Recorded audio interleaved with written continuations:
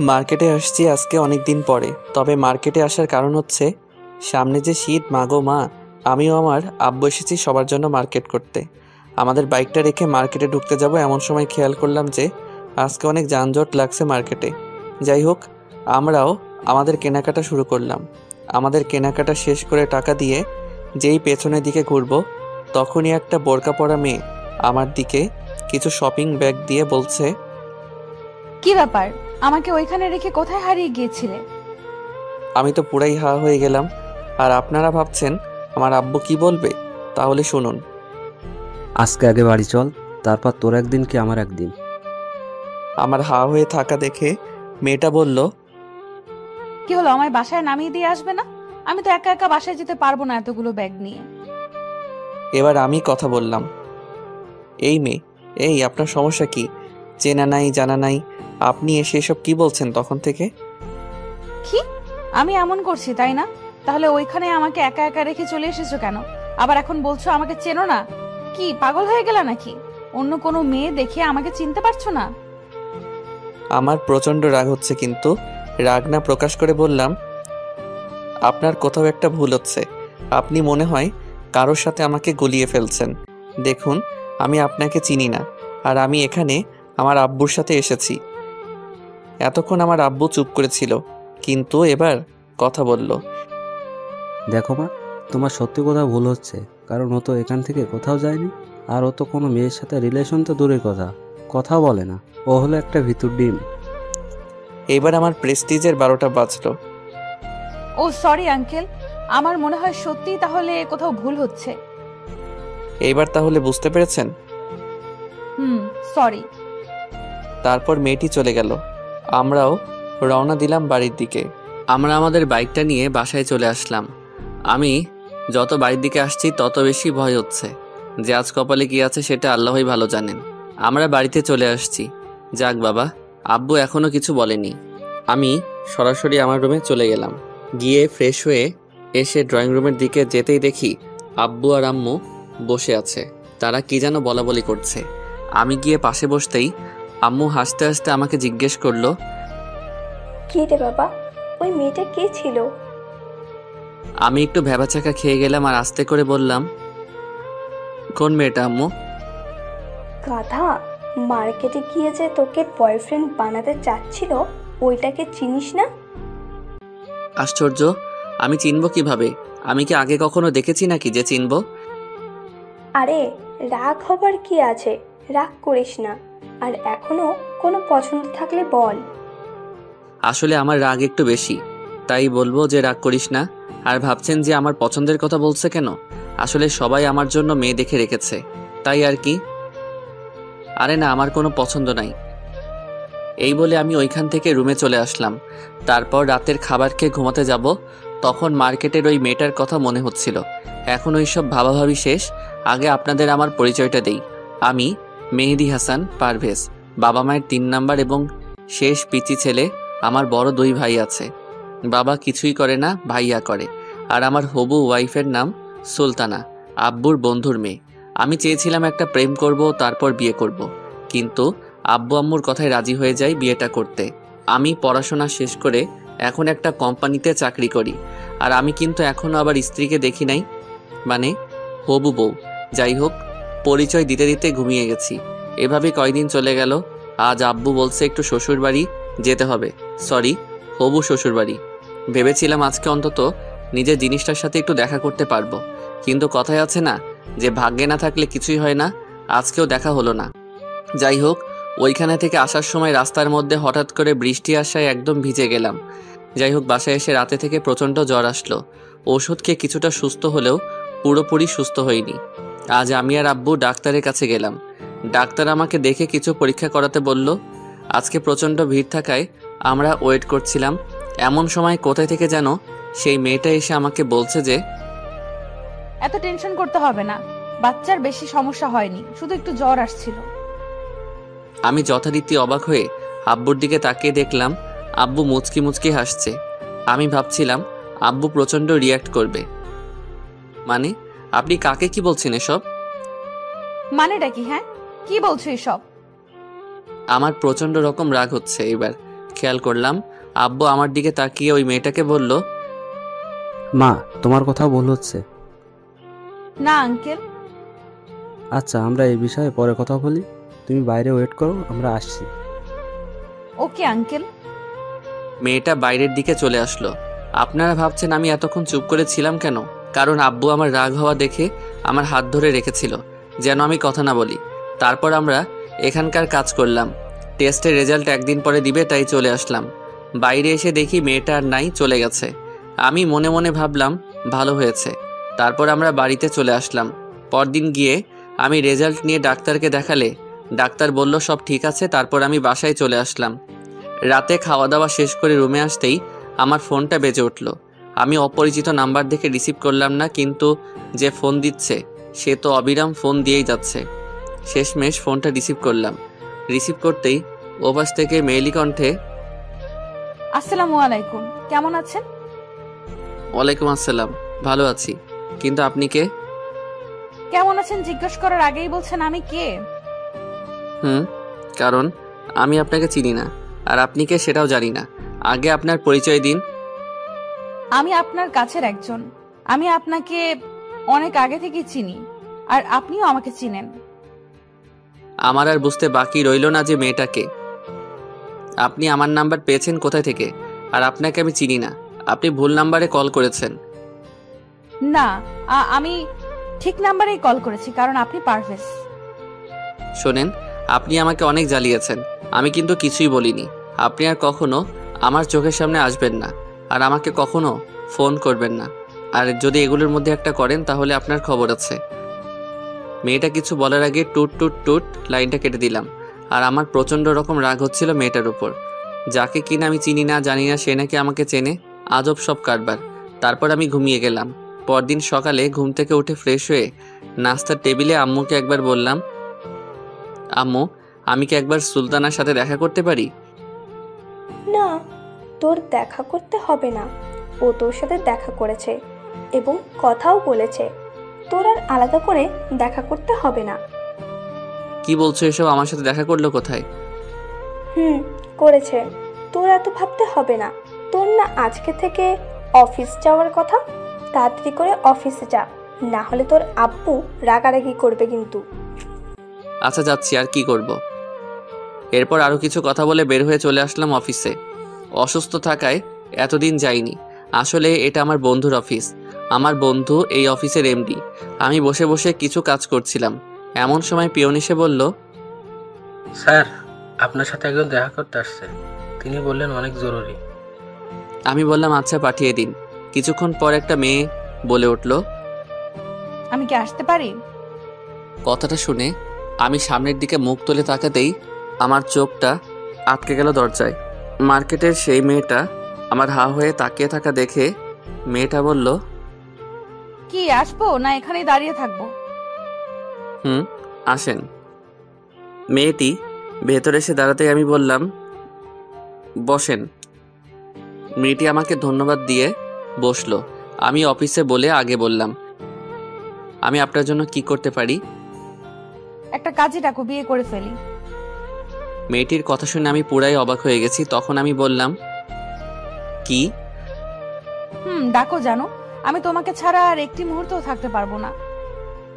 আপনাকে ভূতে লাড়ে নাকি শয়তানে লাড়ে বলুন তো? মানে? কোন পাগলাগারদ থেকে পালিয়ে আসছেন? কি সব উল্টাপাল্টা বলছেন? গতকাল মার্কেট বললেন, আবার রাতে ফোন করে বললেন, এখন আবার এখানে আসছেন। আপনি এখানে আসছেন কেন? কালকে রাতে যেভাবে রাগ দেখিয়ে ফোনটা রেখে দিলে, তাতে ভাবলাম একবার তোমার সাথে দেখা করে আসি, আর কাজে ডেকে নিয়ে এসে বিয়েটাও সেরে ফেলি। উফ, এবার কিন্তু রাগ উঠে যাচ্ছে। আচ্ছা একটা কথা বলেন তো, আপনি কিসের জন্য আমার সাথে লেগেছেন? আমি আপনার কি করেছি? আপনি অনেক দিন থেকে আমাকে এইভাবে বিরক্ত করছেন, কিন্তু কিসের জন্য এরকম করছেন? এমনিতেই আপনাকে জ্বালাতন করতে আমার খুব ভালো লাগে, তাই। আর আপনাকে ছাড়া আর কাকে জ্বালাতন করব বলেন? কি বলছেন এসব? আমি আপনাকে চিনি না, আর আমাকে জ্বালাতন করতে ভালো লাগে মানেটা কি? আর আমাকে ছাড়া কাউকে জ্বালাতন করবেন না মানেটা কি? সবগুলোর উত্তর একটাই। তুমি মনে হয় ভালোভাবে বুঝতে পেরেছো। তুমি আমার স্বামী, আমি তোমার স্ত্রী। তবে শুনুন, আমার না বিয়ে ঠিক করা আছে, আর আমার ওয়াইফের নাম সুলতানা। 15 দিন পর আমার বিয়ে। ও আপনাদের তো বলতে ভুলেই গিয়েছিলাম যে আমার বিয়ে আর মাত্র 15 দিন বাকি। তাই বুঝি? আমি বিশ্বাস করি না। কোনো কনফিউশন আছে নাকি? আমি তো বিশ্বাস করি। কনফিউশন হব কেন? অন্য কোনো মেয়ের দিকে তাকালে না মেরে ফেলবো। উফ দূর, আপনি এখন আসতে পারেন জানতো। ওকে জানো, খুব তাড়াতাড়ি তুলে নিয়ে বাসর করবো, রেডি থেকো, বাই। এই বলে মেয়েটা উঠে চলে যেতে যেতে পেছনে তাকিয়ে বলল, বাই দ্য ওয়ে, আমার নাম সানজিদা। বলেই মেয়েটা চলে গেল। মেয়েটা চলে যাওয়ার পর মনে হলো আমি হাঁপ ছেড়ে বাঁচলাম। বড় একটা দীর্ঘশ্বাস ফেলে আমার কাজে মন দিলাম। এইভাবে দিনটা শেষ। এইভাবে যেতে যেতে 2 দিন পর অফিস থেকে বাসায় এসে ফ্রেশ হয়ে একটু ছাদে যাব ভাবলাম। তখনই আম্মু একটা ডাক দিল, পারভেজ, দেখ তোর ফ্রেন্ড এসেছে, বাইরে আয়। আমি মনে মনে বললাম আমার ফ্রেন্ড আসছে, কিন্তু আমার তো এইরকম কোনো ফ্রেন্ড নাই। যাই হোক, আমার রুম থেকে বেরিয়ে এসে দেখে তো আমার চক্ষু চড়ক গাছ। আমি আবারও আগের বারের মতো হতবাক। আরে আপনারা ভাবছেন কে এসেছে? আর বইলেন না, ওই যে মেয়েটা, ওই মেয়েটাই আসছে, সানজিদা। কীরকম মেয়েরে বাবা, চিনা নাই জানা নাই, হুটহাট সব জায়গায় চলে আসে। আম্মু আর মেয়েটা বসে আছে। আমার এইভাবে হা করে তাকিয়ে থাকা দেখে আম্মু বলল, কি রে, অবাক হওয়ার কি আছে? আর ওইরকম গাধার মতো দাঁড়িয়ে আছিস কেন? বস এসে। আমি কিছু না বলে বসলাম। আর ওই মেয়েটার দিকে তাকিয়ে দেখি মেয়েটা একরকমের হাসি দিচ্ছে, শয়তানিটাই ফাঁসি। তা দেখেও আমি কিছুই বললাম না। আমি বসার পরে আম্মু বলল, তোরা বসে গল্প কর, আমি একটু আসছি। আচ্ছা ঠিক আছে। এমনিতেই আমার প্রচণ্ড রকম রাগ হচ্ছে যে মেয়েটাকে আমি চিনি না, হুটহাট করে সব জায়গায় চলে আসছে। তারপরও আমি সব কিছুই বুঝিয়ে বলেছি, তারপরও এইরকম কাজ করে কিভাবে? আমার চুপ করে বসে থাকা দেখে মেয়েটা বলল, আমার জানুটা কি ব্যাপার, রেগে আছে মনে হয়? রাগলে না তোমাকে অনেক কিউট লাগে জানো। না আমি রাখবো কেন? আপনি কি রাগ করার মতো কিছু করেছেন যে আমি রাগ করব? না, আমি জানি আমার জানুর রাগ অনেক, আর তুমি যে এখন প্রচুর রেগে আছো আমি বুঝতেই পারছি। তো যখন বুঝতেই পারছেন তাহলে আবার বলেন কেন? আর আপনি আমার বাসার ঠিকানা কোথায় পেলেন? আমি যেখানেই পেয়েছি তোমাকে বলবো কেন? আপনাকে বলতেই হবে, বলেন। আর কেন আসছেন? আমার পিছনে কেন পড়ে আছেন? আপনি ঠিকানা পেয়েছেন ঠিক আছে, তো আবার বাসায় এসেছেন কেন? আসতে মন চেয়েছে তাই এসেছি, আরো আসবো। আর আমার জানুটাকে অনেক দিন দেখি নাই, তাই চলে এসেছি। ওরে আল্লাহ রে, আমাকে একটু উপরে উঠাই নাও, তাও মনে হয় আমি ভালো থাকবো। আরে কি বলেন এসব? আর মাত্র কয়েকদিন পর বিয়ে, আর এখন এগুলো কথা বলছো কেন? তো আমি কি করব বলেন? কিছুই করতে হবে না, যাই হোক। তোমার বিয়েতে আমাকে দাওয়াত দিচ্ছ তো নাকি? আপনাকে দাওয়াত দিব আমার বিয়েতে কোনো প্রশ্নই ওঠে না। দাওয়াত দেওয়া লাগবে কেন? আমি তো তোমাকে বিয়ে করব, রোম্যান্স করব, বউকে দাওয়াত দিতে হয় না। দেখো না, বউ নিজে এসে গেছে বিয়ের কথা বলতে। ফাজিল মাইয়া, তোরে বিয়ে করতে ঠেকা পড়ছে। আমার কথা শেষ না হতেই আব্বুর আগমন। কি হ্যাঁ, কে কাকে দাওয়াত দিচ্ছে না শুনি? আঙ্কেল আসসালামু আলাইকুম, আপনি কেমন আছেন? আমি ভালো আছি মা, তুমি কেমন আছো? আর তোমার বাসার সবাই কেমন আছে? সবাই ভালো আছেন। আম্মু বলল আপনাদের সাথে দেখা করে যেতে, আর আম্মু আপনাকে আর আন্টিকে একবার যেতে বলেছে, তাই আর কি। কথা শেষ না হতে আমি শুরু করলাম, ও তাহলে আমার সাথে প্রথম দিন থেকে তাহলে সবার অভিনয় চলছে? বাহ, খুব ভালো। তোমরা চীনা পরিচিত তাহলে?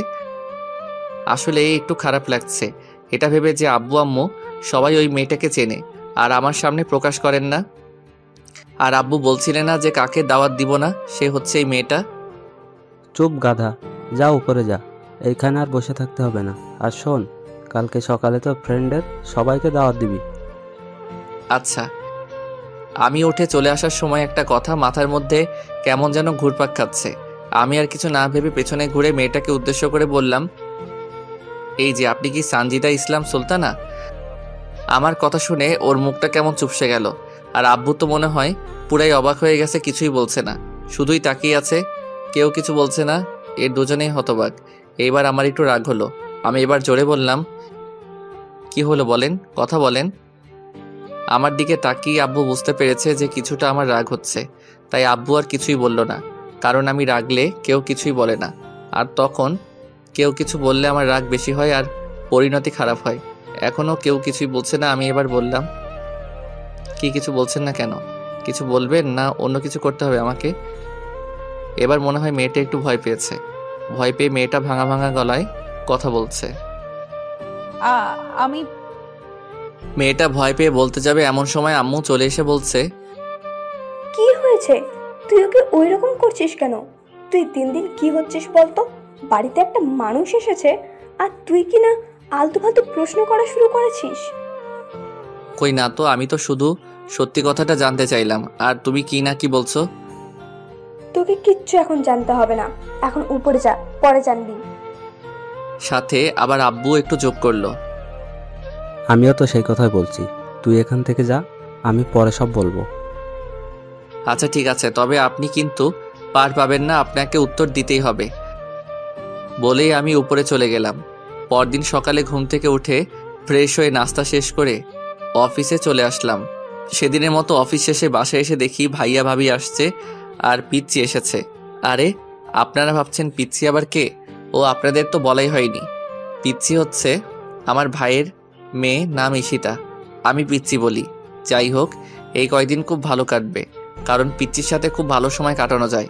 আর পিচ্চিটা অনেক কিউট আর খুব পাকা পাকা কথা বলে। পিচ্চির সাথে কোনো বিষয় পেরে ওঠা যায় না। এই দেখেন, আমি আপনাদের সাথেই কথা বলছি, ওইদিকে পিচ্চি দাঁড়িয়ে আছে, ওর সাথে কথাই বলা হয়নি এখনো। আপনাদের সাথে একটু পরে কথা বলি, আগে পিচ্চি মামনির সাথে কথা বলি। হ্যালো পিচ্চি মামনি। আমি তোমার সাথে কথা বলবো না। আমি এসেছি সকালে আর তুমি এখন আসছো আমার খবর নিতে। তুমি যাও তুমি বাবার অফিসে। কি আমি বললাম না যে পিচ্চি খুব পাকা পাকা কথা বলে? পিচ্চির কথা শুনে সবাই হাসতে শুরু করেছে। না মামনি, আর এইরকম হবে না, আমার মনে ছিল না। আসলে অফিসে অনেক কাজ তো, তাই কাজের চাপে ফোন করতে পারিনি। তবে কালকে থেকে আর এইরকম হবে না। না, এগুলো বলে হবে না, মিথ্যে কথা বলেছ। সত্যি বলছি মামনি। এখনো অন্যদিকে তাকিয়ে আছে, আমার উপর সত্যি অনেক রাগ করেছে। আর আমিও না, একটিবারও মনে হয়নি যে আজকে ওরা আসবে। এখন দেখি কি করা যায়। মামনি আমি কান ধরছি, প্লিজ মাফ করো মা, আর এমন হবে না। এইবার মনে হয় কাজ হয়েছে। হ্যাঁ সত্যি কাজ হয়েছে। আমার দিকে ঘুরে বলল, না, শুধু কান ধরলে হবে না, কালকে আমাকে তোমার অফিসে নিয়ে যেতে হবে। আর বিকেলে আসার সময় চাচির বাসায় গিয়ে চাচির সাথে দেখা করে নিয়ে আসতে হবে। তোমাকে কালকে অফিস নিয়ে যাব ঠিক আছে, কিন্তু তোমার চাচিটাকে? ওরে বাবা, যে তুমি শুধুই বড় হয়েছো, কিচ্ছু বুঝতে শেখোনি এখনো। তোমাকে আর কত শেখাবো বলো তো? দাদু তুমি তোমার ছেলেকে কিছু শেখাতে পারোনি, এখনো বোকাই আছে। আমার চাচিকে তুমি বুঝতে পারোনি, আমার চাচি হচ্ছে সুলতানা। পিচ্চির কথাগুলো শুনে সবাই হাসতে শুরু করলো। সবার হাসি দেখে নিজেকে কেমন যেন অসহায় মনে হচ্ছে। আমি একটু লজ্জিত হয়ে বললাম, কিন্তু মামনি, তোমার সুলতানা চাচি তো আর কয়েকদিন পর থেকে আমাদের বাড়িতেই থাকবে, এখন আর দেখতে যেতে হবে না। তার চেয়ে বরং আমরা অন্য কোথাও যেয়ে ঘুরে আসবো কালকে অফিস শেষে। না না, আমি সুলতানা চাচিকে দেখবো। না মা, এমন করে না। তোমার চাচির বাসায় গেলে তোমার চাচির আম্মু আমাদেরকে বকবে। তুমি তো জানো না তোমার চাচির আম্মু অনেক রাগী। এবার মনে হয় পিচ্চি একটু ভয় পেয়েছে।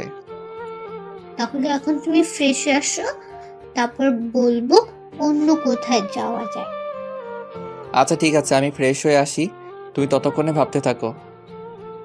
তারপর আমি ভাবি আর ভাইয়া এর সাথে কথা বলে আমার রুমে এসে ফ্রেশ হয়ে নিচে আসলাম।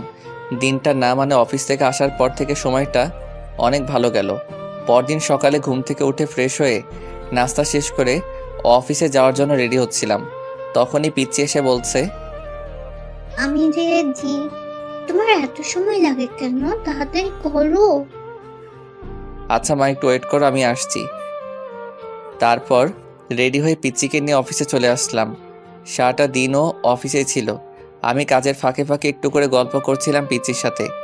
অফিস শেষে পিচ্চি আমাকে বলছে, চাচা আমরা আজকে কোথাও যাব না, আমরা বাড়িতে যাব। আমরা আসছি। আস্তে আস্তে হঠাৎ করে পিচ্চি বলতে শুরু করলো, চাচু তুমি চাচি আমার সাথে কথা বলো নাই? না মামনি, তোমার দাদু দেখা করতে দেয়নি। ও তোমার অনেক কষ্ট হয়েছে তাই না? কেন, কিসের কষ্ট হবে মামনি? ওই যে চাচির সাথে দেখা করতে দেয়নি দাদু ভাই, তাই? বলেই খিলখিল করে হাসতে শুরু করেছে। ও এতক্ষণ তাহলে মজা করা হচ্ছিল তাই না? আমি কথা শেষ না করতে পিচ্চি বলল, চাচু গাড়ি থামো তাড়াতাড়ি। কেন মামনি, কি হয়েছে?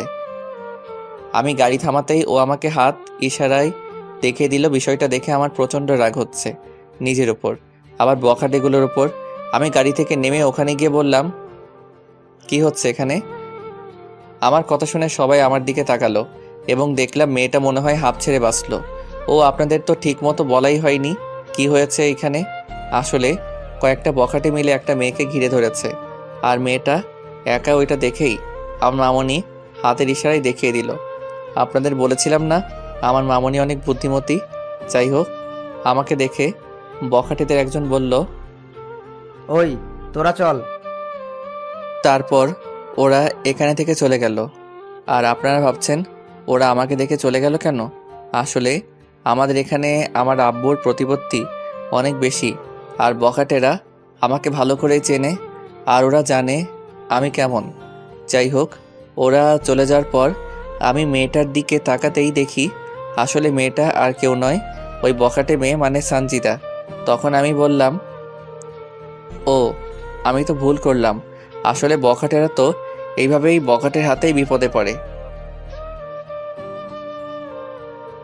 কিছুক্ষণ থেমে থেকে বলল, তুমি আসলে একটা খারাপ মানুষ। ও তাই না? আমি তো আপনাকে বাঁচালাম আর আমি খারাপ? হ্যাঁ তো আমাকে তুমি বখাটে বলছেন কেন? তো আপনাকে কি বলবো? বখাটেকে কি বলবো? যাই হোক, আমি এখানে দাঁড়িয়ে আপনার সাথে ঝগড়া করতে চাই না। বিপদে যখন পড়েছেন তো চলেন আপনাকে বাড়ি পৌঁছে দেই। না যাবো না আমি তোমার সাথে, আমি একাই চলে যাব।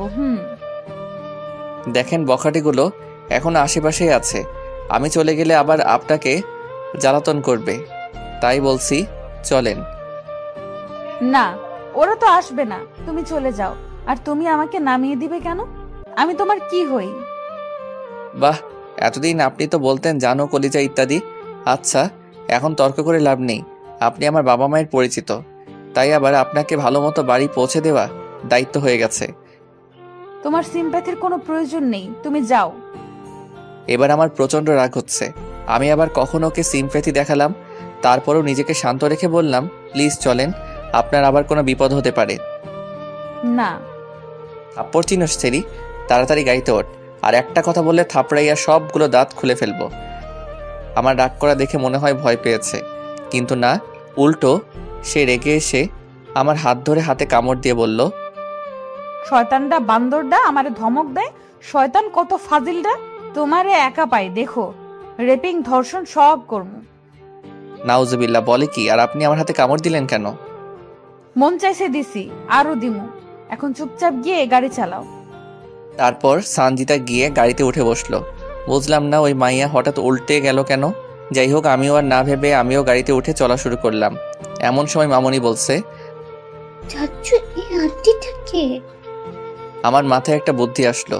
যেহেতু কালকে ও সুলতানাকে সাথে দেখা করার জন্য বলেছিল, সেই জন্য আমি একটু দুষ্টমি করে বললাম, মামনি তুমি তোমার সুলতানা চাচিকে দেখতে চেয়েছিলে না, এটাই তোমার সুলতানা চাচি। পিচ্চি আমাকে একটা পাপ্পি দিয়ে মেয়েটাকে বলছে, চাচি তোমার কি হয়েছিল? কিছু না, ওখানে কিছু বদমাইশ আমাকে খারাপ খারাপ কথা বলছিল। ও হ্যাঁ, আমি সানজিদাকে ইশারায় বললাম একটু কোঅপারেট করতে, দেখি কাজ হয়েছে। আসলে মেয়েটা ভালো কথা তো ভালোই শুনছে। পিচ্চি আবার মেয়েটাকে প্রশ্ন করলো, চাচি তোমার আম্মু নাকি পচা আর অনেক রাগ দেখায়, তাই তো আমাকে তোমাদের ওখানে নিয়ে যায়নি। যাক ভালোই হলো, তোমার সাথে দেখা হয়ে গেল। আম্মু তোমার চাচ্চু বলেছে এই কথা তাই না? আসলে তোমার চাচ্চু একটা পচা, তাই এই কথা বলেছে। না আমার চাচু পচা না। ওদের কথার মাঝে আমি বললাম, আপনাকে কোথায় নামিয়ে দিব। তখন মেয়েটা আমাকে ওর বাড়ির ঠিকানা দিল, কিন্তু ওর ঠিকানা শুনে আমার সন্দেহ আরও বেড়ে গেল যে মেয়েটাকে। আমার মাথায় শুধু একটা কথাই শুধু ঘুরপাক খাচ্ছে, যে মেয়েটাকে। আরে আপনারা ভাবছেন আমি এগুলো ভাবছি কেন? আসলে মেয়েটা যে ঠিকানাটা দিয়েছে সেটা হচ্ছে আমার হবু শ্বশুর বাড়ির, মানে সুলতানাদের বাসার। আমার চুপ করে থাকা দেখে মেয়েটা আমাকে বলছে, কি ব্যাপার, চুপ করে গেলেন কেন? না এমনিতেই। মেয়েটা আর পিচ্ছি গল্প করছে, আর আমি মনে মনে ভাবছি মেয়েটাকে। আমি বাসায় গিয়ে হাজারবার বললেও সুলতানার একটা ছবিও দেখাবে না। আসলে আমাকে প্রথমে সুলতানাকে দেখার বিষয়ে বলা হয়, কিন্তু আমি তখন বাহাদুরের মতো বলেছিলাম, আপনাদের পছন্দই আমার পছন্দ, আর এখন দেখতে চেয়েও দেখতে পাচ্ছি না। কপাল আমার। তবে আপনাদের বলছি, আপনারা কেউ আমার মতো এমন বোকামি করবেন না। যাই হোক, তারপর মেয়েটাকে আমার বউয়ের বাড়ি থুক্কু আমার হবু শ্বশুর বাড়ির কাছে নামিয়ে দিয়ে চলে আসলাম। বাসায় এসেই সরাসরি ভাবির কাছে হানা দিলাম, কোনো লাভ হলো না। তারপর ভাইয়ার এর কাছে তাতেও ফেল মারলাম। সবার একই কথা, কদিন পরেই তো বিয়ে, এখন আর দেখতে হবে না। শত শত বুঝিয়েও লাভ হচ্ছে না। তাই ব্যর্থ হয়ে রুমে এসে ফ্রেশ হয়ে বিছানায় গায়ে এলিয়ে দিলাম। চোখটা একটু ধরে এসেছে, তখনই আব্বুর ডাক। ধর্মর করে উঠে দৌড় না হলে খবর আছে, আর এখন ডাকার ধরনটা আলাদা মনে হচ্ছে। যাই হোক, নিচে আসতে আসতেই বুঝতে পারলাম যে কিছু একটা হয়েছে। আব্বুর কাছে এসে বললাম, কি হয়েছে আব্বু? আজকে রাস্তায় কি করেছিস? কই না তো, আমি তো কিছুই করিনি। রাস্তার মেয়েদের জ্বালানো শুরু করেছো? না আব্বু, আমি তো এরকম কিছুই করিনি। আর তোমার কি মনে হয় আমি যখন পড়াশোনা করতাম তখনই মেয়েদের পাত্তা দেইনি, আর এখন? আর তোমাকে কে কি বলেছে শুনি? আমি সব ঠিকঠাক জানি যে তুই আজকে কাকে এগুলো করেছিস, আর বলছিস এগুলো করিসনি। এবার আমার মাথার মধ্যে সবকিছু একদম পরিষ্কার হয়ে গেল। আমি বুঝতে পারছি না মেয়েটা আমার পেছনে লেগেছে কেন। আমি আব্বুকে বললাম, ওইটা কি সুলতানা? হ্যাঁ। সত্যি? হ্যাঁ মানে না, আমি কি বলতে কি বলেছি। এই তুই এখন যা, পরে এই বিষয়ে কথা বলবো। তারপর আমি ওখান থেকে চলে আসলাম। এসে যেইমাত্র বিছানায় একটু শুয়ে পড়ার প্রস্তুতি নিচ্ছি, তখনই আমার ফোনটা বেজে উঠল। অপরিচিত নাম্বার দেখেও 7-5 না ভেবে রিসিভ করলাম, কিন্তু মেজাজটা খারাপ থাকায় একটু কটমট করে বললাম, হ্যালো। কিন্তু এ কি, ওই পার থেকে শুধু হাসির আওয়াজ পাওয়া যাচ্ছে। আমার বিরক্তি আরও বেড়ে যাচ্ছে, মেজাজটা আরও বেশি খারাপ হচ্ছে। আপনারাই বলেন কার মেজাজ খারাপ হবে না এইরকম অবস্থায়? একে তো আব্বুকে ওই বজ্জাত মেয়েটা মিথ্যা কী সব বানাই বলছে, আর এখন আবার ফোনে এইরকম বিরক্তি, আর ভালো লাগছে না। আমি আবারও বললাম, হ্যালো। কিন্তু একই কাহিনী, এবারও শুধুই হাসির শব্দ। আমি এইবার আর চুপ থাকতে পারলাম না। ওই বজ্জাত মেয়ে, তুই কি পাইছিস রে? যেদিন থেকে আমার পেছনে ঘোরা শুরু করছিস সেদিন থেকেই প্রায় সময় আমার জন্য একটা না একটা বাস তৈরি হয়ে থাকে। আমি কি দোষ করেছি? দয়া করে এবার আমার একটু রেহাই দেবন। এক নিঃশ্বাসে কথাগুলো শেষ করেছি আমি। এবার উত্তর পেলাম, এই তো জ্বালানো মাত্র শুরু, জানো, এখনো তো সারা জীবন পড়েই আছে। এখনই এই অবস্থা। আর হ্যাঁ, আমি তোমার বোন না, সানজিদা, তোমার জানুটা। আপনি আমার যাই হন না কেন আগে বলেন, আমার আব্বুর কাছে কি বলেছেন? কই না তো, আমি তো কিছুই বলিনি তো জানো। দেখেন মেজাজটা এখন খুবই খারাপ আছে। প্লিজ আর এখন এমন কিছু করতে বাধ্য করবেন না যে পরে আপনাকে এর জের টানতে হয়। ওই, আমাকে ভয় দেখাও? হ্যাঁ, আমি আর তোমাকে ভয় পাই না। এখন আমি বুঝে গেছি তোমাকে কিভাবে শাস্তি পাওয়াতে হয়। একটু শান্ত হয়ে বললাম, দেখেন আপনি দয়া করে বলুন আমি আপনার কি ক্ষতি করেছি যার জন্য আমাকে এর মাসুল দিতে হচ্ছে? আর আমার বিয়ে ঠিক করে রাখা। আপনি প্লিজ আমার পিছু ছাড়েন। ওই চুপ।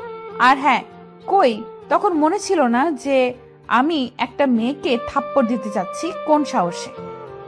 ও, তাহলে এই কারণে আমার নামে বিচার এসেছে। আর আমি যে আপনাকে ওদের হাত থেকে বাঁচালাম, এটার কি? তো কি হয়েছে? বাঁচিয়েছো ভালো কথা, আমাকে তো রাগ না দেখালেও পারতে। একটু আদর ভালোবাসা দিতে। না, তখন আমার উচিত ছিল সিনেমার নায়কদের মতো আপনাকেও কোলে তুলে নিয়ে আমার গাড়িতে বসানো, তাই না বজ্জাত মেয়ে? একটু না হলে করতে কি হতো, একটু কোলে তুলে নিলে। সরি, মাফ করবেন। আমি যেন আপনাকে আর আমার চোখের সামনে না দেখি বলেই ফোনটা কেটে দিলাম। আসলে মেয়েটার কথা শুনে আমার রাগ আরও বেশি হচ্ছিল। আর ভালো লাগছিল না, তাই লাইনটা কেটে দিলাম। যাই হোক, তারপর থেকে আর কোনো সমস্যা করেনি মেয়েটা। এইভাবেই চলতে চলতে বিয়ের দিন চলে আসলো। আজকে গায়ে হলুদের দিন। সন্ধ্যার পর ভাবি এসে আমাকে ভাবির ফোনটা দিয়ে বলছে, নে ধর, ওই মেয়েটা কথা বলবে। না, আমি ধরতে পারবো না। আপনারা ভাবছেন ভাবির কাছে কেন ফোন করেছে? আসলে ও আমার কাছে ফোন করেছে, কিন্তু আমি রিসিভ করিনি। আর ভাবতে পারেন ভাবির ফোন নাম্বার কই থেকে পেলো, সে নিয়েছে। তুই ফোনটা ধরবি না, আমি আব্বুকে ডাকবো। আসলে আমি আব্বুকে ভয় পাই। আর আমার বাসার সবার কাছ দেখে মনে হচ্ছে আমার বিয়ে সুলতানার সাথে না, মেয়েটার সাথেই হচ্ছে। যাই হোক, আমি ফোনটা ধরলাম। আমি কোনো কথা বলছি না দেখে ফোনের ওই পাশ থেকে আওয়াজ আসলো। কেমন আছেন? ভালো তো থাকতে দিলেন না, আবার জিজ্ঞেস করছেন কেমন আছি। তাই বুঝি। আচ্ছা ঠিক আছে, তোমাকে কথা দিলাম আজকের পর থেকে আর জ্বালাতন করব না ফোন করে। সত্যি? সত্যি। তবে ভালো থাকবেন। আপনি আপনার রাস্তা দেখেন, আর আমারটা দেখি। ওকে, ভালো থাকবেন, বাই। আমি ওকে বাই বলতে যাব, তার আগেই লাইনটা কেটে দিল। বুঝলাম না। যাই হোক, আজকে আমার বিয়ে, অনেকটা টেনশনে আছি। বোঝেনি তো আপনারা, নতুন বিয়ে করছি। না মানে বিয়ে করছি নতুন, তাই আর কি। সারাটা দিন কেটে গেল, বিয়ের সব কাজ শেষ। নতুন বউ নিয়ে বাসায় চলে আসলাম, কিন্তু আমার পোড়া কপাল, কখনো বউয়ের মুখখানা দেখি নাই। শুধু শুনলাম যে আমার বউ নাকি সুন্দর। আর একটা আশ্চর্য বিষয় হচ্ছে, আমি সেদিন মেয়েটাকে এখানে নামিয়ে দিয়ে গিয়েছিলাম, বাট আজকে তো একবারও দেখলাম না মেয়েটাকে। আজকে অনেক খারাপ লাগছে এটা ভেবে যে অনেক খারাপ ব্যবহার করেছি মেয়েটার সাথে। এরপর ফোন করে সরি বলে দেব। বাড়িতে আসার পরে সবাই নতুন বউ নিয়েই ব্যস্ত, আমার দিকে কারো কোনো খেয়াল নেই। আসলে নতুন বউ বাড়িতে নিয়ে আসতে আমার যে একটা অবদান আছে সেটা কেউ মনে হয় জানেই না। আমার অবস্থা এখন ডাস্টবিনে ফেলে আসা খাবারের মতো, কেউ একবার তাকেও দেখছে না আমার দিকে। আমার এই অবস্থা দেখে ভাই আমার কাছে এসে বলছে, কি ব্যাপার ভাই, কষ্টে আসত মনে হয়। আমি বললাম, কি যে বলেন না ভাই, কষ্টে থাকবো কেন। এরপর আরও কিছু কথা হলো ভাইয়ার সাথে। ও, আপনারা শুনবেন না? আমার বলতে লজ্জা লাগছে। বোঝেন তো, প্রথম বিশ্বযুদ্ধ, না মানে নতুন বিয়ে করেছি, তাও শুনবেন? আচ্ছা শুনেন। ভাইয়া এর কাছে থেকে কিছু টিপস নিলাম, আর কিভাবে বিড়াল মারতে হয়। আসলে আমি আমার ভাইয়ের সাথে ফ্রি, এভাবে অনেকটা সময় পার হয়ে গেল, তাই আমার অবস্থা দেখে উঠে গেল। একটু পর এসে আমাকে বলছে, চলো রুমে যাবে, তোমার জিনিস একা একা বসে আছে। কি বলেন? জিনিস মানে? এখন আবার কিছু জিনিস নিয়ে যেতে হবে?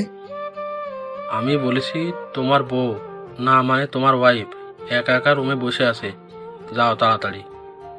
ও আচ্ছা, যাই তাহলে। 2 পা সামনে আগাতেই মনের মধ্যে ধক করে উঠল। আমার ঘরে দরজার সামনে গিয়ে আবার পেছনের দিকে দৌড়, ভাইয়ের কাছে গিয়ে থামছি। কি হলো? না কিছু না, এমনিতেই ভয় লাগছে ঘরে যেতে। তুই একটু আমার সাথে যাবি? হায় আল্লাহ, এ তো শুধু বড়ই হয়েছে, এখনো ছোট বাচ্চা। ওই তাড়াতাড়ি যাবি না আমি আব্বুকে ডাকবো? ভাইয়া তুইও? আব্বু! পুরোপুরি চিৎকার না করতেই আমি এক দৌড়ে দরজার কাছে। তারপর 2-3 বার বুকে ফু দিয়ে রুমে ঢুকবো, তখনই কেউ পেছন থেকে ধাক্কা দিয়ে দরজা আটকে দিল। আমার এইরকম অবস্থা দেখে আমার নতুন বউ একটু হেসে ফেললো। আমি অসহায় হয়ে শুধু একটু হাসির শব্দ পেলাম। যাই হোক, বউ এসে আমার পায়ে সালাম করে আবার গিয়ে বিছানায় বসলো, ইয়া বড় একটা ঘোমটা দিয়ে। আমি কি করব বুঝতে পারছি না। আমি এখনো দাঁড়িয়েই আছি। আমার এইরকম দাঁড়িয়ে থাকা দেখে বেচারা আমার বউ বলল, দাঁড়িয়েই থাকবেন না এদিকে এসে বসবেন? আমি বউয়ের কথা শুনে একটু স্বস্তি পেলাম। আমিও আর দাঁড়িয়ে না থেকে বউয়ের পাশে গিয়ে বসলাম। আমার প্রচণ্ড ঘাম হচ্ছে দেখে সুলতান আমাকে বলে উঠল, ভয় পাচ্ছেন কেন এত? না মানে প্রথম বিয়ে করছি তো তাই। কি আরো বিয়ে করার ইচ্ছা আছে নাকি? হায় রে কপাল, কি বলতে কি বলছি এসব। না মানে ভুলে বের হয়েছে কথাটা। ও আচ্ছা, আর যেন ভুল না হয়। এইবার আমার একটু সন্দেহ হলো সুলতানার কণ্ঠ শুনে। আসলে আমার পরিচিত কণ্ঠ মনে হচ্ছে, এর আগেও শুনেছি কণ্ঠটা। সেদিকে মাথা না ঘুরিয়ে বললাম, আচ্ছা ঠিক আছে। একটু সময় চুপ থেকে বললাম, আমি আপনাকে দেখতে চাচ্ছি, যদি ঘোমটাটা সরাতেন। কেন, আপনি সরাতে পারছেন না? ওই আমি সরাবো। নয়তো কি আপনার ভাইকে ডাকবেন? না না, তার দরকার নেই, আমি সরাচ্ছি। এটা বলেই আমি ঘুমটা সরিয়ে যেই মাত্র বউয়ের মুখের দিকে তাকিয়েছি, তাতেই আমার চোখকে বিশ্বাস করতে পারছি না। আমার প্রচণ্ড রকমের রাগ হচ্ছে এখন নিজের বাবা মায়ের প্রতি। আমি যেন বাকরুদ্ধ হয়ে গেছি, কিছুই বলতে পারছি না। একটা পাথরের মতো বসে আছি। ক্রমশ আমার রাগ বাড়ছে, আর আস্তে আস্তে আমার চোখ দুটোর রং কালো থেকে লাল হচ্ছে। আর আপনারা ভাবছেন আমি এইরকম রাগ হচ্ছি কেন? আসলে নতুন বউটার কেউ নয়, সেই মেয়েটা সানজিদা। আপনারা ভাবছেন, বলছেন তাহলে তো ভালোই হলো। আসলে বিষয় সেটা না। বিষয়টা হচ্ছে আমার সাথে এত নাটক কেন। আমার এখন মনে হচ্ছে আমার আপন কেউ নেই, কারণ আমার বাবা মা বোন দুলাভাই সবাই জানতো যে ওই মেয়েটাই আমার হবু বউ ছিল। আমার এইরকমভাবে তাকিয়ে থাকা এবং রাগ হওয়া দেখে সুলতানা বলে উঠল, কি হলো আপনার? কথা বলছেন না কেন? আর আপনার চোখগুলো এমন লাল হয়ে যাচ্ছে কেন? আমার মাথায় যেন কিছুই ঢুকছে না, মেজাজটা আরো বেশি খারাপ হয়ে যাচ্ছে। আর আমার মাথায় শুধু একটা কথাই ঘুরপাক খাচ্ছে, যে সবাই মিলে আমার সাথে এমন করলো কেন। আমার কোনো রেসপন্স না পেয়ে সুলতানা আবারও বলল, আমি বুঝতে পারছি আপনার মনে হয় শরীর খারাপ লাগছে, আপনি শুয়ে পড়ুন, আমি আপনার মাথায় হাত বুলিয়ে দিচ্ছি। সুলতানা এই কথা বলে আমার মাথায় হাত দিতে যাবে, ঠিক সেই সময় আমি ওর হাতটা এক ঝটকায় সরিয়ে দিয়ে বললাম, কোনো দরকার নেই তোরে আদিক্ষেতা করার। সুলতানা মাথা নিচু করে নিল, হয়তোবা কান্না শুরু করেছে। আমার সেদিকে কোনো খেয়াল নেই। আমি আজকে এর একটা হ্যাস্তন্যস্ত করেই ছাড়ব। আমি বিছানা থেকে উঠে দাঁড়ালাম, দরজার দিকে পা বাড়াবো, ঠিক সেই সময় সে আমার হাত চেপে ধরল। আমার হাত ধরায় আমার হাতের উপর পানির মতো কিছু একটা পড়লো অনুভব করলাম। আমি হাতটা ছাড়িয়ে নিতে চাইলেই পারছি না, কারণ নিজের বিবেক চাচ্ছে না। সুলতান আমাকে বলছে, দেখেন, অন্তত আজকের দিনটায় সিন ক্রিয়েট করবেন না। বাড়িতে অনেক লোকজন, আব্বু অপমানিত বোধ করবেন। ওর কথায় যুক্তি আছে দেখে আমি বললাম, আচ্ছা ঠিক আছে, তবে আপনি খবরদার আমার কাছে আসার চেষ্টাও করবেন না। ঠিক আছে। তারপর আমি বললাম, আপনি ঘুমান, আর একটা কথা সবাই যেন বুঝতে পারে যে আমরা দুজনেই অনেক খুশি। ঠিক আছে, কিন্তু আপনি ঘুমাবেন না? এই মেয়ে, এই বেশি কথা বলতে না করছি না, আর একটা কথা বললে খবর আছে। সুলতানা আর কিছু না বলে বিছানায় গিয়ে শুয়ে পড়ল। আমি সোফায় গিয়ে ঘুমানোর চেষ্টা করছিলাম, কিন্তু একটুও ঘুম আসছিল না। কেন জানি শুধু একটা কথাই মাথায় ঘুরপাক খাচ্ছে, যে আমি কি দোষ করেছিলাম যে আমাকে এমন শাস্তি দিয়েছে। আপনারা কি বলেন, এইটা কি শাস্তি না? আমার সাথে সবাই অভিনয় করেছে। রাতে আর ঘুম হলো না। সকালে ফ্রেশ হয়ে বাইরে বের হতেই দেখি দুলাভাই আমার দিকে তাকিয়ে হাসছে। ভাইয়ের হাসি দেখে বুঝতে পারলাম যে এখন আমাকে নিয়ে কিছুক্ষণ উপহাস করা হবে। তাই আর কিছু না ভেবে বাইরে চলে আসলাম। হাইরে কপাল, বাহিরে এসেও শান্তি নেই। সবাই দেখি একই কথা জিগাই, কিরে রাতে ঘুম কেমন হলো? আমি সবাইকে বলছি ভালো ভালো, কিন্তু কেউ মানতেই চাচ্ছে না, কারণ সারা রাত জেগে থাকার কারণে চোখ দুটো লাল হয়ে আছে। তাই আমি আর বাইরে না থেকে ভেতরে আসলাম। ভেতরে আসতেই আম্মুর ডাক শুনলাম। আম্মুর ডাকে সাড়া দিয়ে আম্মুর কাছে গেলাম, সেখানে দেখে আব্বু আছে। আমি যেতেই আব্বু বললেন, বিকেলে তোমার শ্বশুর বাড়ি যেতে হবে, তোমাদের ওইখান থেকে লোকজন আসবে। আমি কিছু না বলে ওইখান থেকে চলে আসলাম। আমার কেমন জানি কিছুই ভালো লাগছে না। আমার রুমের দিকেও যেতে পারছি না, যে গিয়ে একটু ঘুমাবো, প্রচণ্ড ঘুম পাচ্ছে। রাগ মিলিয়ে একদম বিরক্তিকর ব্যাপার মনে হচ্ছে আমার। যাই হোক, আমি আর বাসায় না থেকে চলে আসলাম বাইরে। গাড়িটা নিয়ে বাসায় থেকে অনেকটা দূরে। আবার এখানে এসেও ভালো লাগছে না। আমি আসলে বুঝতে পারছি না যে আমার সাথে এমন কেন হচ্ছে। অতিরিক্ত রাগ থাকলে যা হয় আর কি, কোথাও গিয়ে একটু শান্তি লাগছে না। যাই হোক, আমি গাড়িটা একটা লেকের পাড়ে দাঁড় করিয়ে গাড়ি থেকে নেমে বসে আছি। কেমন জানি ভালো লাগে আমার এমন জায়গায় বসে থাকতে। বসে থাকতে থাকতে কখন যে দুপুর হয়ে গেছে সেদিকে আমার খেয়ালই নেই। সকাল থেকে এখনো পর্যন্ত কিছুই খাইনি, তারপরও একটু খিদের জ্বালা বুঝতে পারছি না। যাই হোক, ফোনটাও পকেট থেকে বের করে আরও বড় ধরনের শক্ট খেলাম, কারণ সকাল 10টার পর থেকে এখনো পর্যন্ত 100টারও বেশি কল আর 50টার বেশি মেসেজ। আমি আর কিছু না ভেবে বাড়ির দিকে রওনা দিলাম। অতঃপর বাসায় এসে যা দেখলাম তা আমার ধারণার বাইরে। এসে দেখি আব্বু বসে আছে আর সবাই সুলতানাকে থামানোর চেষ্টা করছে। আসলে সুলতানা প্রচণ্ড রকম কান্না করছে। আর হ্যাঁ, এখন আমার শ্বশুরবাড়ি থেকে কেউ আসেনি। আমাকে দেখে বাবা বসা থেকে উঠে এসে সরাসরি এক চর বসিয়ে দিলেন। আমি কোনোভাবেই প্রস্তুত ছিলাম না। আরেকটা বিষয় দেখে অবাক হলাম যে আমাকে চর মারা দেখে সুলতানার কান্না আরও বেড়ে গেল। আব্বু শুধু বলল, তোর সাহস হয় কিভাবে? এইটুকু বলতেই ভাইয়া এসে আব্বুকে থামিয়ে দিয়ে বলল। তুমি বসো, আমি বলছি। তারপর ভাইয়া আমাকে টানতে টানতে আমার রুমে নিয়ে আসলো। কি তোর কি কোনো বুদ্ধি শুদ্ধি নাই? সব হারাই ফেলছো? কেন, কি হয়েছে ভাইয়া? আমি আবার কি করলাম? তুমি কোথায় গিয়েছিলে? তোমার ওয়াইফ এখনো পর্যন্ত খায়নি, আর তোমাকে কতবার ফোন করেছে দেখো তো। মেয়েটা সেই সকাল থেকে কান্না করেই যাচ্ছে। ও আচ্ছা, শ্বশুরবাড়ির লোকজন কখন আসবে? এই তো কিছুক্ষণের মধ্যে চলে আসবে। আর শোন, তোমার ঠোঁটের কোণে কেটে গেছে, ওইখানে পরিষ্কার করে নাও। তারপর ভাইয়া চলে গেল আর আমি বাথরুমে গিয়ে একদম গোসল সেরে বের হলাম। এই বাবা, এটা কি সুলতানা এখনো রুমে আসেনি? আমি দরজার সামনে গিয়ে দেখি এখনো নিচে বসে কাঁদছে। আর ভাবি আম্মু কিছুতেই ওর কান্না থামাতে পারছে না। এটা অব্যাহত যদি ওদের বাড়ির লোকজন দেখে তাহলে কি ভাববে আপনারাই বলেন। আমি ওপর থেকেই ডাক দিলাম, ভাবি ওকে উপরে নিয়ে আসেন তো।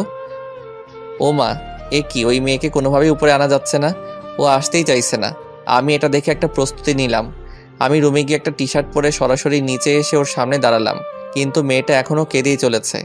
আমি ভাবিকে বললাম উপরে যেন খাবারটা দিয়ে দেয়, আর ইশারায় বললাম আম্মুকে এখান থেকে নিয়ে যেতে। আসলে তখন সেখানে শুধু ভাবি আর আম্মুই ছিল।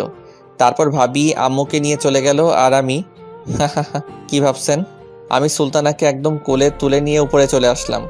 কোলে তুলে নিতেই ও পুরোপুরি অবাক হয়ে গেছে আর কান্নাও থেমে গেছে।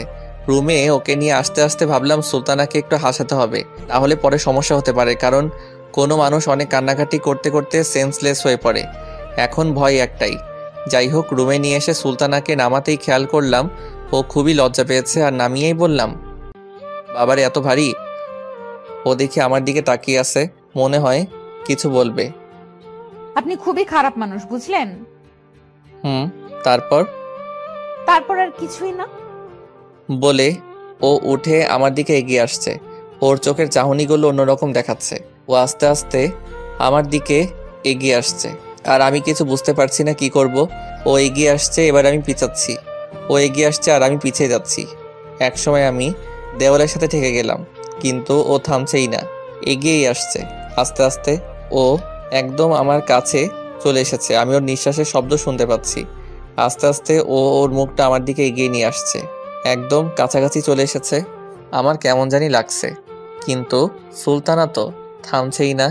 এমন সময় ঠক ঠক ঠক আওয়াজ পেয়ে সুলতানা ও আমি দুজন একসাথে দরজার দিকে তাকাতেই দেখি ভাবি আর ভাইয়া দাঁড়িয়ে আছে, আর ভাবি আমার দিকে তাকিয়ে মুচকি মুচকি হাসছে। সুলতানা ওদের দেখে প্রচণ্ড রকম লজ্জা পেয়েছে, লজ্জায় লাল হয়ে গেছে। আমি যে লজ্জা পাইনি তাও না, তারপরও কিছু বলছি না। ভাবি এখনও ওইখানেই দাঁড়িয়ে আছে। আমি বললাম, কি ব্যাপার, ওখানে দাঁড়ায় থাকবেন না, ভেতরে আসবেন? খিদা লাগছে তো? আসছি তো। তারপর ভাবি খাবার রেখে খেয়ে নিতে বলল, আর যাওয়ার সময় সুলতানাকে কিছু শিখিয়ে দিয়ে গেল। না না বলে গেল, কি আপনারাও শুনবেন? তাহলে শুনুন। সুলতানা, তুমি এই বাদরটাকে একটু মানুষ করো তো। আর হ্যাঁ, তোমাকে কিছু বললে আমাকে বলবা, নয়তো আব্বুকে বলবা। আচ্ছা আপু। আসলে সুলতানা এখনো মাথা ওপরের দিকে উঠায়নি, খুবই লজ্জা পেয়েছে বেচারা। তারপর আর কিছু না বলে ভাবি আর ভাইয়া চলে গেল। এ মা, এ কি? এবার দেখি সুলতানা মাথা তুলে আমার দিকে তাকিয়ে মুচকি মুচকি হাসছে। কি হয়েছে? হ্যাঁ, এত হাসতে হবে কেন? আর একটা কথা শোনেন, সবার সামনে আমাকে তুমি করে বলবেন, না হলে ধরা খেয়ে যাব। গতকাল রাতের কথা মনে নেই নাকি? আর সবাই যদি জানতে পারে তাহলে মন খারাপ করবে। আর হ্যাঁ, এখন যেমন শুরু করেছিলেন আর যেন না হয়। ওই চুপ, বেশি কথা বললে না আমি তোমাকে সব সময় তুমি করে বলবো, কারণ আমার তো অধিকার আছে, তাই না? আর হ্যাঁ, এখন যা করতে পারলাম না তা তো অবশ্যই করব, কারণ আমি এখন তোমার বিয়ে করা বউ। গতকাল রাতে কিছুই করি নাই, তুমি রেগেছিলে বলে। বিয়ে করা বউ, কিন্তু আপনি বিয়ের আগেই সে অধিকার হারানোর কাজ করেছেন। অবশ্যই আপনি আমার বিয়ে করা হালাল বউ, আপনার সব দায়িত্ব আমার, কিন্তু আমি আপনাকে মানতে পারছি না। তাহলে আমি কি করব বলো? আমি না হয় না বুঝে একটু অপরাধ করেছি, কারণ তোমাকে দেখা মাত্র পাগল হয়ে গেছি, কাছে পেতে মন চাইছিল তাই পাগলামি করছি। তাই বলে কি মাফ করা যায় না? হ্যাঁ, আপনি তো নাবালক বাচ্চা, আপনি কিছুই বুঝতে পারেন না। আপনি কচি খুকি, না বুঝে না শুনে সব করছেন, সেটা তো আমাকে বিশ্বাস করতে হবে, তাই না? তাই। তাই। আচ্ছা, আমি আর এই বিষয়ে কথা বলতে চাচ্ছি না, এখন খুব ক্ষুধা লাগছে, খেয়ে নেন। ও, তাহলে মাফ করেছো? ওই আর কথা যেন না শুনতে পাই, তাড়াতাড়ি খেয়ে নেন। ও ছোট বাচ্চাদের মতো করে মুখ ফুলিয়ে বলল, আমরা এখন খাওয়া দাওয়া করছি।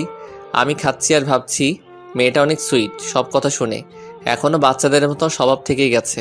ও হ্যাঁ, আপনাদের তো বলাই হয়নি, আমার বউটা অনেক সুন্দর, একদম পরীর মতন, একবার দেখলে শুধু তাকিয়ে থাকতে মন চায়। আপনারা ভাবছেন আমি এগুলো বলছি কেন? আসলে ও যাই করুক না কেন, আমার বিয়ে করা বউ তো, যত যাই বলি না কেন একটা টান হয়ে গেছে। যাই হোক, হঠাৎ করে আমার প্রচণ্ড জ্বলছে ঠোঁটের কোণে, কারণ আব্বু চরমারায় ওখানে কেটে গেছে।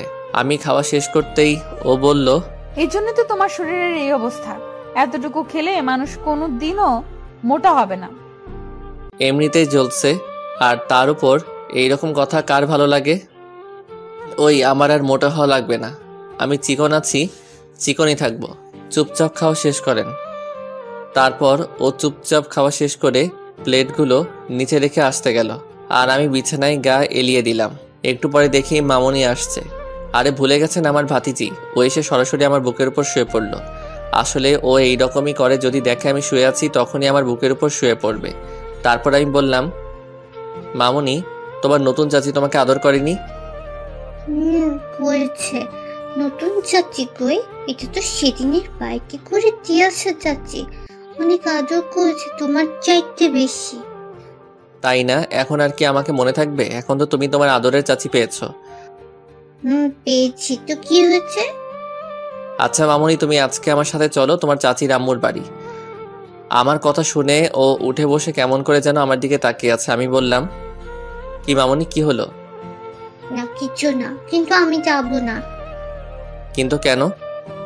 তুমি জানো না, চাচির আম্মু পচা, আমি যাব না বাবা, তুমি যাও। বলেই দৌড়।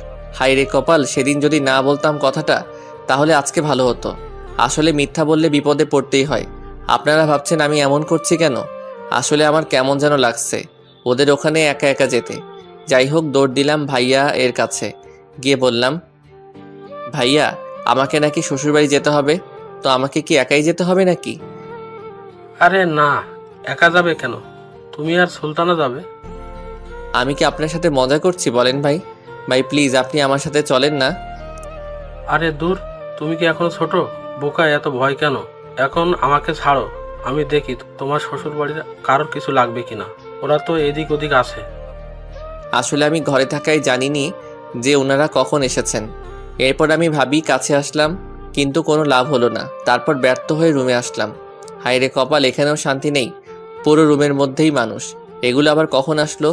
আমাকে দেখে একজন বলল, কিরে সুলতানা, তোর হাজবেন্ডকে কি রাতে ঘুমানোর সময় দিসনি? বলেই সবাই হো হো করে হেসে উঠল।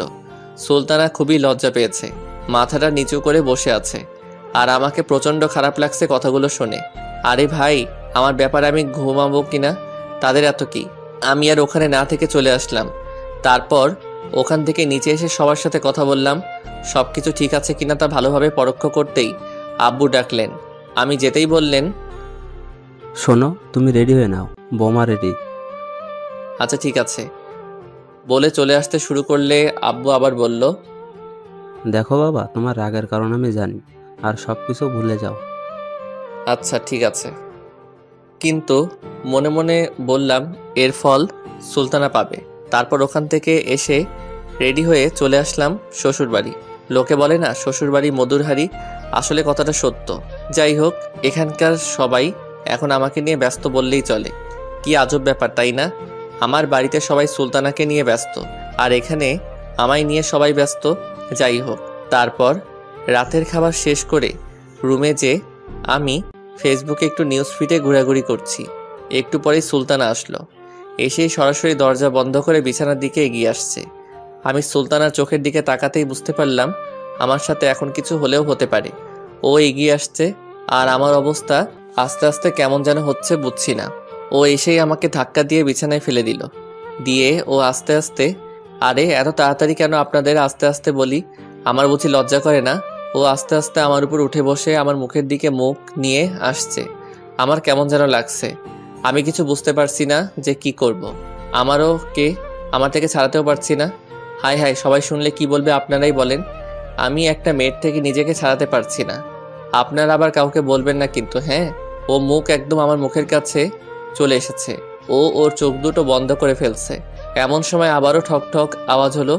আওয়াজ হওয়াতে সুলতান আমাকে ছেড়ে দিল আর মুখে অটোমেটিকভাবে এক চিলতে হাসি ফুটে উঠল। সুলতান আমার দিকে তাকিয়ে দেখলো আমি হাসছি। ঠিক তখনই ও আবার আরো জোরে আমাকে ধরে আমার গালে একটা চুমু দিয়ে দিল। আমি তো রীতিমতো অবাক, কি মেরে বাবা! আমাকে ছেড়ে দিয়ে ও উঠে যাচ্ছে, কিন্তু ওর মুখে প্রচণ্ড রকমের বিরক্তি প্রকাশ পাচ্ছে। আর আমার কথা ভাবছেন আমি তো পুরাই টাসকি খেয়ে গেছি। যাই হোক, ও গিয়ে দরজা খুলতেই দেখলাম ওর আম্মু, মানে আমার শাশুড়ি।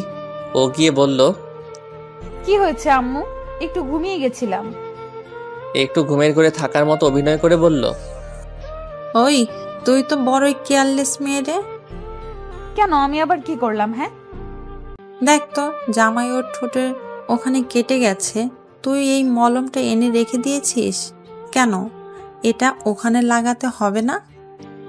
সুলতানা কিছু বলতে যাবে তার আগে আমিই বললাম, না আন্টি, আসলে ও নিয়ে এসেছিল, কিন্তু আমি দিতে চাইনি, সেজন্য আবার রেখে এসেছে। আমার কথা শুনে সুলতানা আমার দিকে তাকিয়ে মুচকি মুচকি হাসছে। আমার শাশুড়ি বলছে, ও আচ্ছা, ঠিক আছে, তোমরা তাহলে ঘুমাও, কিন্তু এটা দিলে একটু তাড়াতাড়ি সেরে যেত। আচ্ছা দিন, আমি লাগিয়ে নিবনি। তারপর আমার শাশুড়ি ওইটা দিয়ে চলে গেল। তারপর সুলতানা ওইটা হাতে করে আমার কাছে এসে বলল, বাহ, খুব ভালো মিথ্যা বলতে পারো তো তুমি। আপনাকেই তো বাঁচালাম, না হলে আপনাকে তো আপনার আম্মু, না মানে আমার শাশুড়ি অনেক বকা দিত।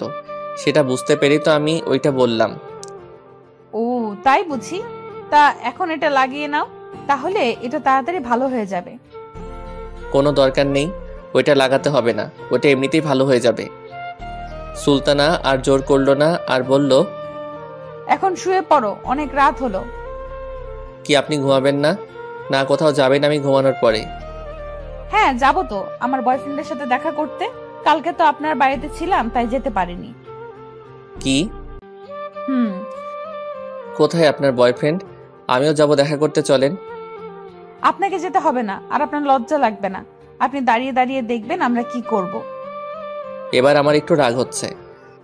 আচ্ছা ঠিক আছে, আপনি যান, তবে আগেই বলতে পারতেন যে আপনার এমন কেউ আছে। তাহলে কি করতেন? তাহলে আপনাকে বিয়ে করতাম না। কি? তুই আমারে বিয়ে করতি না তো কাকে বিয়ে করতি বল? আমার কলার ধরে ঝাঁকাতে ঝাঁকাতে বলল। এবার আমি রীতিমতো অবাক আর নির্বাক দুটাই। এখন আমি বুঝতে পারছি কেন ও বিয়ের আগে আমাকে এভাবে জ্বালিয়েছে। ওই কলারটা তো ছাড়েন। আর আপনি বললেন বলেই তো বললাম। তুমি বুঝতে পারছো না কেন? আমি তো বলেছি তাই না, যে আমার ভুল হয়ে গেছে, সরি সরি, কিন্তু তুমি বুঝতেই চাইছো না। তো আমি কি বলবো বলো? হাই হাই, এটা আমি কি দেখছি? সুলতানা কান্না করে দিছে, কিন্তু আমার কলার এখনো ছাড়িনি। আমি কি করবো বুঝতে পারছি না। আসলে আমার যে ওকে ভালো লাগে না তাও না, কিন্তু দূর কিসের কিন্তু, যাই করুক না কেন সব তো আমার সাথেই করেছে। আর বউটা তো আমার, তাই না? আমি ওর চোখের পানিগুলো মুছে দিলাম আর বললাম, এত কষ্ট পাওয়ার কি আছে? আমি তো অভিনয় করছিলাম, আপনি যেমন করেছেন তেমন। সুলতানা আর কিছু বলল না, আমার কলার ছেড়ে এখন আমায় ধরেছে। আমি এবারও অবাক, কারণ এইরকম পরিস্থিতিতে আমি প্রথম। আমার এইরকম দেখে সুলতানা বলল, একটু জড়িয়ে ধরতেও পারেন না নাকি? হ্যাঁ। আমি বলতেই ও আরো বেশি শক্ত করে জড়িয়ে ধরল। আমায় মনে হচ্ছে ছোট বাচ্চা ভয় পেয়েছে। যাই হোক, আমারও যখন ধরেছে সেই তো আমিও ধরলাম। হাই হাই, আপনারা সবাই শুনে ফেলেছেন? কি লজ্জা, কি লজ্জা। তবে ডোন্ট মাইন্ড, হ্যাঁ? আপনারা আবার কাউকে বলবেন না কিন্তু। তখনই সুলতানা বলল, চলো এখন আদর করবে, বাসরাতে কিছু করনি। কি করব? রোম্যান্স করব। বলে সুলতানা ধাক্কা দিয়ে আমায় খাটে শুয়ে দিল আর আমার বুকের উপর বসে শাড়ির আঁচলটা ফেলে আমার উপর ঝাঁপিয়ে পড়ল। আর বলা যাবে না কি হয়েছে, লজ্জা লাগে। যাই হোক, পরদিন সকালে ঘুম থেকে উঠে ফ্রেশ হয়ে নাস্তা করে একটু ঘুরতে বের হলাম একা একাই।